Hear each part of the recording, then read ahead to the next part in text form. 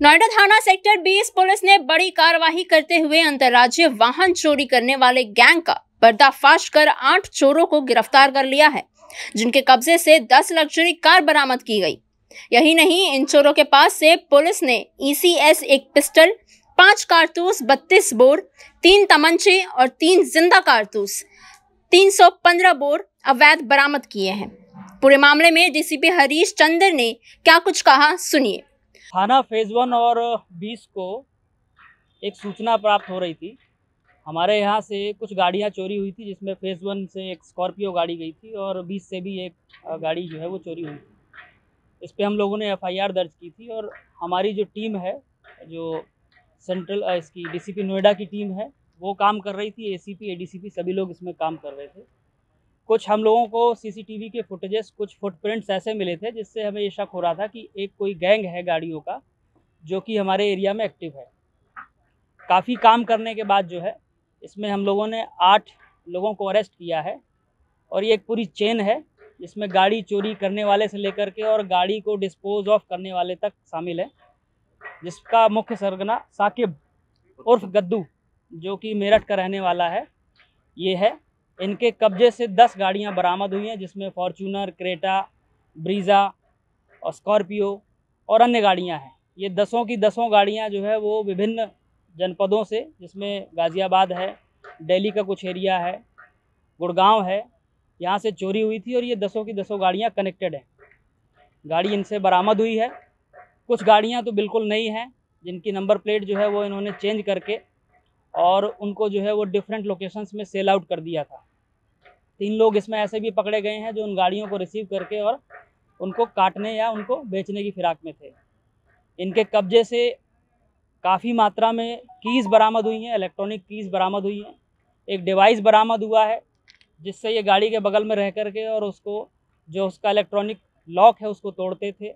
कुछ इक्विपमेंट्स बरामद हुए हैं, जिससे ये गाड़ी का शीशा ब्रेक करके और उसकी चाबी को जो है टेम्पर्ड करते थे। डुप्लीकेट चाबी बरामद हुई हैं, पिस्टल बरामद हुआ है। तो इस प्रकार से जो है एक ये बड़ा गैंग है जो नोएडा पुलिस ने ब्रस्ट किया है। और इसमें जो ये साकिब उर्फ गद्दू है, ये बेसिकली मेरठ का रहने वाला है, सोतीगंज एरिए का।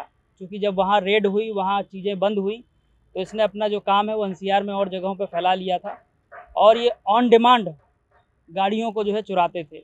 जैसे ही इनको मैसेज आता था कि फॉर्च्यूनर गाड़ी की ज़रूरत है, तो ये फॉर्च्यूनर गाड़ी जहाँ भी अनसेफ जगह पे पार्क होती थी, खड़ी होती थी, उसको चुरा करके और किसी ऐसी जगह में, मेरठ है या कोई और जगह है जहाँ पे गाड़ी को ट्रेस न किया जा सके, वहाँ गाड़ी को रख देते थे। और उसको जो है इन्होंने टर्म दिया था ठंडा करना, यानी कि गाड़ी को काफ़ी दिनों के लिए छोड़ देते थे। अगर पुलिस या कोई उसको जो है ट्रेस नहीं करता था, तो बाद में उसको धीरे से गाज़ियाबाद से लेकर के गुड़गांव, दिल्ली तक की गाड़ियों को चुरा करके ये पंजाब, हैदराबाद, नॉर्थ ईस्ट और साउथ की कुछ जगहों पर जो है वो बेचते थे। तो ये पूरा एक गैंग था जो ऑपरेट हो रहा था और इसमें अभी जो है वो हम और काम कर रहे हैं। लगभग 100 से ज़्यादा घटनाएं इन्होंने की हैं। पूछताछ में और भी चीज़ें शामिल कर रहे हैं और भी जानकारियां मिली हैं, जिसमें साउथ के भी कुछ लोग इन्वॉल्व हैं, महाराष्ट्र के भी कुछ लोग इन्वॉल्व हैं और ये कार्रवाई जो है वो अभी आगे कंटिन्यू रहेगी। सर, जो गाड़ियाँ डिस्पोज हो जाती थी, उन गाड़ियों का इनको चेकिंग नंबर कैसे उपलब्ध होता था? ये डिजिटल नंबर प्लेट कहाँ से आता है? ये चूँकि ऑलरेडी जो है वो सोतीगंज में कबाड़ी का काम कर चुके हैं, तो इनके टच में जो है वो सभी तरह के लोग रहते हैं। गाड़ी के मेंटेनेंस से लेकर के गाड़ी को बनाने वाला और जो इलेक्ट्रॉनिक्स काम जो करते हैं, वो सभी इनके टच में, वो इनकी टीम की तरह काम करते हैं। और ये टोटल लॉस जो गाड़ियाँ होती थी, जिनको कि ऑलरेडी जो है वो मालिक बेच देता था, उन गाड़ियों की जो है वो चेसिस नंबर और इंजन नंबर ले करके ये दूसरी गाड़ियों को जो ऑन डिमांड चोरी होती थी, उनमें फिट करके और उनको जो है वो चलाते थे, दूसरी जगह बेचते थे। कितने मिनट में एक गाड़ी जो चुरा लेते थे, कौन कौन से डिवाइसेस का इस्तेमाल करते थे? ये डिपेंड करता है सिचुएशन और जगह कैसी है, पर 2 से 5 मिनट के अंदर जो है ये इतने ट्रेंड थे कि एक गाड़ी को आराम से चुरा लेते थे। सर, पकड़ने वाली टीम को कोई कैसे रजिस्ट्रेशन कराते थे लोग? आरटीओ के बाद कैसे मिली भगत कैसे करते थे? ये चूँकि डिफरेंट लोकेशंस से गाड़ी चोरी होती थी और जैसे मैंने बताया आपको कि पंजाब में और आपका राजस्थान में, जयपुर में, आपका हैदराबाद में, पुणे में, इन सब जगहों पे ये भेजते थे ऑन डिमांड।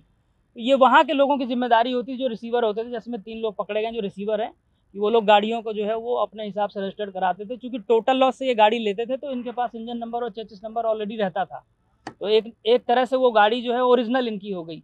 ये जो गाड़ी चोरी करते थे इसके इंजन नंबर और चेसिस नंबर को ये टेम्पर्ड करके उस इंजन नंबर और चेसिस नंबर को यूज़ करके ये इसको प्रयोग में लाते थे। गाड़ी की जो प्रोग्रामिंग का जो प्रोग्रामिंग है वो कैसे सेट करते हैं? क्योंकि इसमें एक हमें टैब भी मिला है, अभी आपको डेमो करके दिखाएंगे।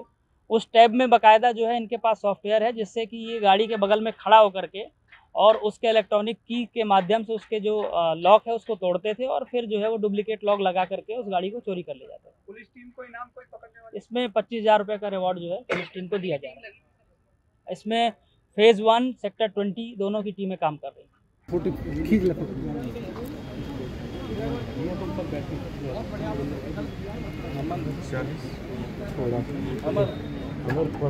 कोड भूल गए साले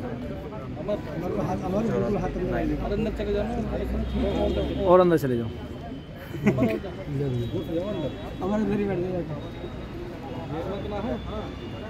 हाँ भाई आगे हट जाओ। अरे टायर के नीचे अमर का पैर लगा देता ना जो रुक जाए।